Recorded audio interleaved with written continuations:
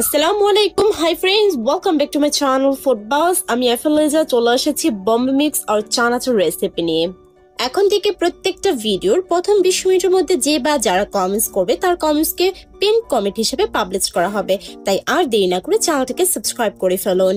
কুড়মুড়ে চানাচুর বানানোর জন্য আমরা এখানে নিয়ে নিয়েছি 4 কাপ পরিমাণের বেসন, আধা কাপ পরিমাণের মটর, 1 কাপ চিরা, 1 কাপ চীনাবাদাম, আধা কাপ মুসুর ডাল পানি দিয়ে ভিজিয়ে তারপর শুকিয়ে নিয়েছি, হাফ কাপ পরিমাণের গরম তেল ও অন্যান্য মশলা।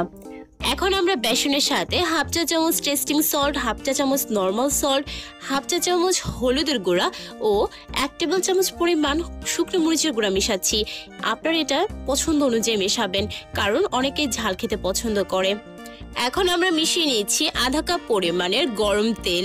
গরম তেল অবশ্যই অনেক সতর্কতার সাথে ব্যবহার করবেন, না হলে হাতে লাগলে হাত পুড়ে যেতে পারে।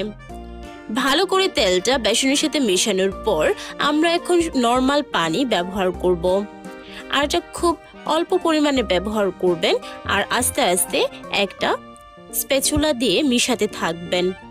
তারপর হাত দিয়ে মিশাতে পারেন, এটা খুব ভালো, তাতে করে সব মশলা বেসনের সাথে খুব ভালো করে মিশে যাবে।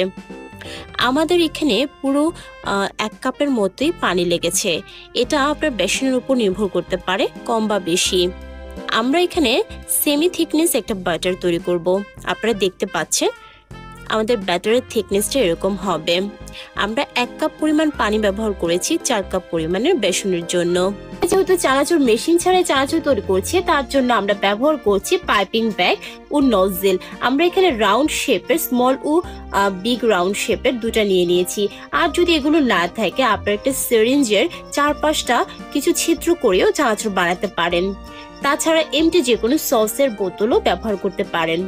আমরা ব্যাটারটাকে পাইপে ঢোকানোর জন্য একটা গ্লাসের মধ্যে রেখে দিয়েছি, এতে করে ব্যাটার ঢোকানো খুব সহজ হয়। ঢোকানোর পর ব্যাটারটা ভালো করে বের হচ্ছে কিনা তা চেক করে নেবেন। এখন চুলায় তেল দিয়ে খুব গরম হলে আমরা এবড়ো থেবড়ো ভাবে তৈরি করা ব্যাটারটাকে দিয়ে দিব। যেহেতু আমরা এটা জিলাপি তৈরি করছি না, চানাচুর, সেজন্য যে কোনো ভাবে দিলেই হবে। 2 থেকে 3 মিনিট পর খুব সাবধানে আমরা এটাকে উল্টে দেব, যাতে করে অপর পাশটা খুব ভালো করে ভাজা হয়ে যায়। এরকম ভাবে মিডল তাপে ভাজার পর যখন এটা ব্রাউনিশ কালার চলে আসবে, তখন আমরা তুলে নিব। আর সেম প্রসেসে সকল চানাচুর বানিয়ে নিতে হবে। একই প্রসেসে সকল চানাচুর ভেজে নেওয়ার পর আমরা এখন একে একে বাকি সকল উপকরণ ভেজে নেব। একই তেলে আমরা প্রথমে চীনাবাদামগুলোকে ভেজে নিচ্ছি। 5 থেকে 6 মিনিট পর আমাদের চীনাবাদামগুলো ভাজা হয়ে যাবে। বেশি ফ্রাই করতে হবে না, প্রথমে একটু নরম থাকলেও কিছুক্ষণ বাদে এটা শক্ত হয়ে যাবে। তারপর আমরা চিরা ভেজে নিচ্ছি। চিরা তার চেয়েও কম সময় লাগে, 2 থেকে 3 মিনিটের মধ্যে এটা গোল্ডেন ব্রাউনিশ কালার চলে আসে, তখন এটাকে তুলে নিব। এখন আমরা একই তেলে মটরশুঁটিগুলোকে ভেজে নিচ্ছি। মটরশুঁটিগুলো খুব অল্প তাপে ভাজবেন, 7 থেকে 8 মিনিট সময় লাগতে পারে ভাজতে। প্রথমে এটা নরম মনে হলেও কিছুক্ষণ পর এটা শক্ত হয়ে যাবে। সর্বশেষ আমরা এখন মুসুর ডালগুলোকে ভেজে নিচ্ছি। মুসুর ডালটা ভাজতেও 6 থেকে 7 মিনিট সময় লাগতে পারে, অল্প তাপে আস্তে আস্তে ভেজে নিন। সকল উপকরণ ভেজে নেওয়ার পরে আপনারা দেখছেন আমাদের চানাচুরগুলো একদম রেডি। এখন আমরা এবড়ো থেবড়ো করে চানাচুরগুলো ভেঙে নিচ্ছি। আপনারা দেখতে পাচ্ছেন আমাদের চানাচুরগুলো খুবই কুড়মুড়ে হয়েছে, আর এটা হওয়ার একমাত্র কারণ হচ্ছে আমরা গরম তেল ব্যবহার করছি। আমি আবারও বলছি, আপনারা অবশ্যই গরম তেল ব্যবহার করবেন। সকল চানাচুর ভেঙে নেওয়ার পর আমরা একটা খালি বক্সে কিছু চানাচুর ও ভেজে রাখা বাদাম, চিড়ে ও মটরশুঁটি এগুলো দিয়ে দিব। তার সাথে আমরা অ্যাড করছি ধনে গুঁড়ো, তারপরে হচ্ছে শুকনো মরিচের গুঁড়ো, বিট লবণ ও চাট মশলা। এগুলো দিচ্ছি আমাদের এক্সট্রা যে টেস্ট এটা হওয়ার জন্য। এই সকল উপকরণ একসাথে মেশানোর পর আমরা বক্সে 2 থেকে 3 মিনিট এটাকে শেক করব।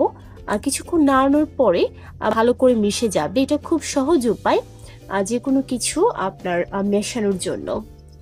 2-3 মিনিট ভালো করে শেক করে নেওয়ার পর আমাদের crunchy and spicy Bombay mix আর চানাচুর রেডি।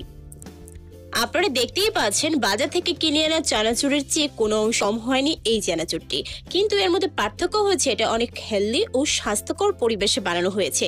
তাই আমি আশা করব আপনারা বাসায় বানাবেন আর এটা এয়ারটাইট বক্সে 1 মাসেরও বেশি সময় ধরে সংরক্ষণ করতে পারবেন।